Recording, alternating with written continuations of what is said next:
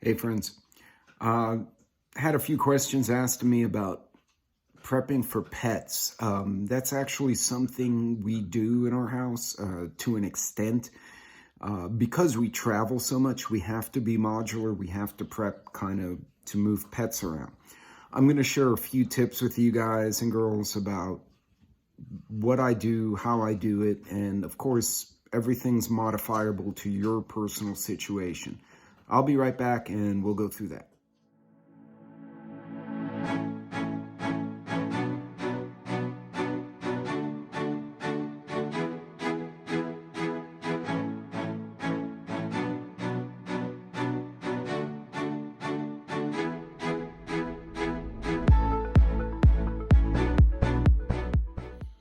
Howdy, everybody.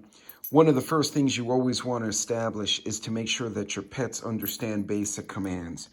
Although they may have fun playing with you. Sit. You want to be sure that they understand what they should or shouldn't be doing and what your commands mean. As you can see, Peppermint's kind of young, so she's kind of deciding whether or not she wants to listen. Jax is an older boy. Give me 5. Good boy. He knows the process. So basic commands are super important, regardless of the size or breed of your dog. Okay, so now let's talk about feeding your critter, right? A lot of people, you put your food in just a bowl, but you want to be sure that dogs aren't wasting their food, nor are they fighting with each other. If you've never had to be in a shelter, which is a good thing. Having a dog that behaves and doesn't get territorial or food possessive is really important. And you also don't want your dogs to eat too fast because they'll throw up and you waste product. And again, in a preparedness mindset, you want to conserve the food, make sure it's fully used, and the dogs are not overeating or making themselves sick. One method I use is to use a snuffle mat. Now, this contraption here is kind of like a felt-like material, and I measure out the amount of kibble that is correct for the dog, and I actually hide it in here. I just put it in here. So this does two things. One, it gives the dog stimulation, right? It's kind of like they're harvesting their food. But two, it also slows down the eating, so you're less likely to have an animal that's going to suffer from bloat, which is something labs tend to have happen to them, or one dog will eat really fast and then go attack the other dog's bowl, and now you have conflict between dogs, and that can be a problem, especially if you're evacuating or you have to retreat to a strange place. You have a bug out situation. You don't want the dogs fighting, nor do you want them creating such a commotion that either A, you're going to attract attention, or B, you're going to get kicked out of whatever place you're hiding. So this is a really neat contraption, and actually with this drawstring, you can pull it and it becomes like a ball. But this is a great way to control and slow the dog feeding. On a side note, not necessarily a prep, but a neat idea is if you have a dog that's really troublesome, they get into mischief, you can give them something like this. You hide the food in here, and then they have to figure out how to get the food. And eventually, if they're smart, they'll figure it out. There are different variations of this. But again, this is something you can feed your pet. It'll prevent dogs from fighting with each other because each one is investigating their own little puzzle. You may not think this is a big deal, but keep in mind, in a shelter operation, and I actually was certified at one point to be a shelter manager or shelter operations team member. If your dog does not behave and it becomes food possessive, or it's stealing other food, or it starts throwing up everywhere, the manager has the right, or one of the team members has a right to either ask you to confine the dog or to eject you from a shelter. Yes, that is a possibility. This is a reality, folks. So if you're going to be at a shelter, again, gray man at all times, you want to have a low profile. That includes your pets. Make sure, utilize these kind of little tricks. And there are other ways to do this. This in particular is very easy to do. And it kind of slows down the dog's eating. And you can use the drawstring and turn it into a little ball that fits right in a backpack. So just some tips on slowing your dog down. Now, Another thing that your animal should be used to, whether it's a dog or a cat, is going to their kennel or to their crate. Some folks call this a crate, a kennel. Hold on, this one's kind of stuck here. This is Peppermint's actually. So Peppermint, go to your kennel. Hey, kennel. Okay, your dog should understand sit. She should understand her command and which one is her kennel. Now, sometimes Knucklehead over here decides to go in hers, and then they start a fight, but that's because they're being rambunctious. Your dog understanding that this may be their place, their little place to stay, and also behaving while they're in there is important. You may not crate your dogs, and it may not be necessary on a day-to-day basis, but be sure every now and then to put them either in the travel tote or in a crate so that they understand this is not a punishment per se. It's not a bad thing. This is simply where they reside for a period before they come back out and do other tasks. Now, the reason I bring this up, again, if you're traveling and you go to a shelter, or even if you're just traveling to assist someone or someone else is staying with you because they've had an emergency and they're staying with you, if all the animals are capable of being crated without a lot of fanfare, and Peppermint's demonstrating again, it allows you to control which animals are out.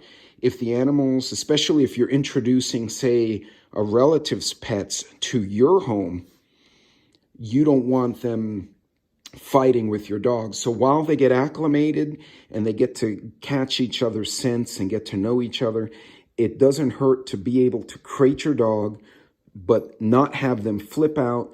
They're biting furniture or they're biting the sides of the crate trying to get out because they're going in a panic. Again, you may not need to crate your dog on a day-to-day basis, but at least make sure your canine and even your cats are familiar with the purpose of a crate and that it's not necessarily a bad thing. It's simply where they have to stay for a period of time. Again, if your dog becomes combative, either if you're staying with a relative or if you're staying with a shelter, and they tell you to crate the animal, and even if they give you a crate and your animal does not know how to behave in the crate and they freak out, you can get ejected from a evacuation shelter because you're now disrupting everyone else. So these are important things to know if you have to be on the move.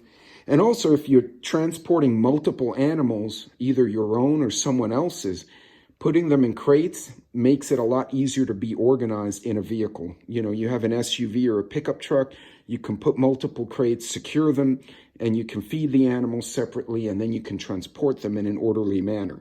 So again, not per se a punishment, although I have sent the dogs to their crate when they chew things they shouldn't, but more as a place they reside while you're doing other things and to prevent conflict between your pets. Now, guys, as an engineer, you guys know I'm probably someone who likes to be organized. My wife is the same way. We don't like having a search for everything. And between the two of us, we actually came up with the dog board. Yes, this is a ready board for our pets. So I'm going to go through what I have on the board just so you guys can kind of see it. So over here is the backpack. This backpack is designated for the pets. So this is an Adidas backpack, nothing really special. It has some amenities in here such as water bottles. There's some toys in here and some other contraption. I don't know what I'm grabbing in there. We also keep the poop bags in there. If you're traveling and your dog has to use the bathroom, it's typically requested that you pick up the poop so someone else doesn't get sick or step on it. Also, you want everyone in an emergency, if they have pets, to pick up the droppings, because one pet that shows up and has worms or anything like that will quickly infect multiple pets and possibly infect people. You don't want that. So you want to minimize waste in an emergency. Again, sanitation for humans also is sanitation for pets. So these are things that are very important. Aside from the bag, these are older harnesses. There's too small for our dogs now. They're puppy harnesses, but they will fit the bill for a smaller animal. We also discovered they do fit our cats. Now, the cats do not like the harness, As a matter of fact, they hate me for about a day because I put it on them. But not something bad, not something you want to throw out. Is something good to have. These are the current harnesses, and it's easy to just pull them off. You can look at them. Each dog has their own harness. Now, why the harness versus just attaching to the collar? It's been my experience, and this is purely my experience, if you have dogs that are very strong and like to run or like to go and challenge other dogs, if you're pulling them by the neck, you can actually hurt certain breeds, and you can hurt your dog in general. Also, it's harder to control them if you don't have control of their chest. Okay, but with a harness like this, I can pull up and immediately pick their front legs off of the ground. And that immediately takes away traction, and I can redirect the top end of the animal. So having a good harness for your canine, regardless of its size or type, is super important. Then I have my backpack, as I said. Over here, if you can see them, are actually car seat belts. So you can take these, you click it into where the seatbelt will go in your vehicle, and then the other end can go to either the harness or to the leash, and so it keeps your dogs from disrupting the vehicle. So if you're driving and you have dogs in the back that suddenly decide they want to be in the driver's seat, you're going to have an accident. Instead, this keeps the dogs close to where they should be. Now, they're not perfect. Every now and then the dogs will start play fighting, and then they create a knot in the back seat, and you have to pull over and unknot them. I usually let them suffer for a bit and just sit there whining because they can't move around, and then I'll untangle them. But this is definitely good. Now, you can also use this device if you hook this end into a clevis or a latch of some type. You can use this as a temporary hook on a chain link fence or something like that. So it's a really neat device. They're super inexpensive. I got these on Amazon. I'll put a link in the comments below so you guys can look into it. I also keep a variety of collapsible food trays, and this will allow me, I can even put these on the pack if I need to. I actually keep one in my truck, and I keep a leash in my truck because sometimes I just take the dogs randomly for a drive. But those are here as well, so if we know we're going to the park, we bring some of these so that the pets have some water and food. Each of the leashes, so we keep the regular leashes up here, and then the extendable ones down here, and poop bags, of course. Again, super important, control the pet waste, because the more waste you have, the more likely you are to infect other dogs, or dogs will get sick. Actually, this isn't supposed to be here. We also have some basic grooming tools here, like a brush and a few other things in the back there. These little bins here are actually miscellaneous things, little jackets or whatever other contraption we've bought over the years. Some of it does not fit the pets, but we keep them anyway because somebody may need them. So at the very least, these are great barter items. But we also use them for the dogs. Actually, this is Jackson, so he should be up here. But yeah, so this is actually our critter board. And like I said, this is how we keep our pet stuff organized. We used to, up until it got really cold this year, we would take them to the park a few times a week. And it was so much easier to just grab the stuff off of here. And as soon as we back in, we harness the dogs. We take the backpack out of the car. We put everything right up here. We let the water bowls dry out, and off we go. So just again, small harnesses, regular harnesses, the backpack, the food bowls, the vehicle leashes, the regular leashes, the regular leashes, and a few other assortments of miscellaneous things, and a USB cable that probably doesn't belong there. But anyway, a few things to think about when you're having to either travel with a pet or, God forbid, evacuate with a pet. Hey guys, so if you're like me, you tend to take care of your animals, you love your pets, dude, don't mess with that. That's why you have them. Luna, the other dog, has lost interest in what we're doing entirely, and she's been sleeping in her bed the whole time I'm filming today. You want to take the time to train your pets, make sure they're properly socialized, that they obey commands, and they don't get overly aggressive. Try to stay on top of your shots for your dog. Sorry, these guys are all over me now. Oh, here comes Luna. She's finally joined me.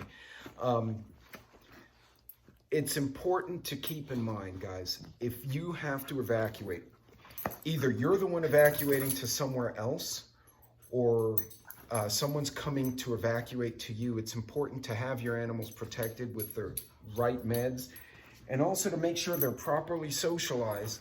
Go get it.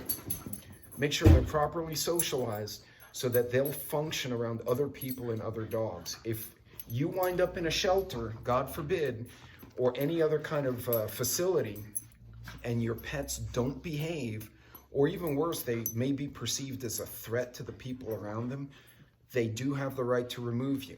They can deny you access, or they may make you surrender your animal. And your animal goes to the ASPCA or wherever the hell they're gonna send them.